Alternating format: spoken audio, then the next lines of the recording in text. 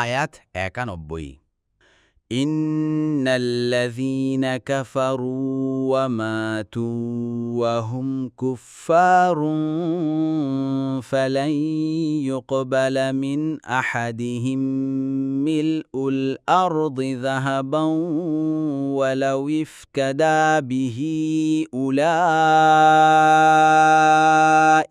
লাহুম আযাবুন আলীমুন ওয়া মা লাহুম মিন নাসিরিন।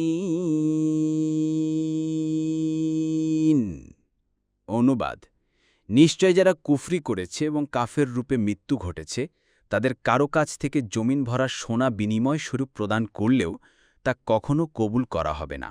এরাই তারা যাদের জন্য মর্মন্তুদ শাস্তি রয়েছে আর তাদের জন্য কোনো সাহায্যকারী নেই।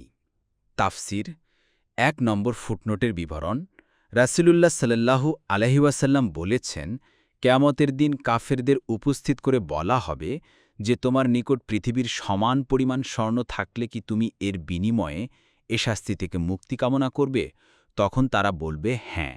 তাকে বলা হবে যে, তোমার নিকট এর চেয়েও সহজ জিনিস চাওয়া হয়েছিল, আমার সাথে আর কাউকে শরিক না করতে, কিন্তু তুমি তা মানতে রাজি হওনি। বুখারী ৬৫৩৮।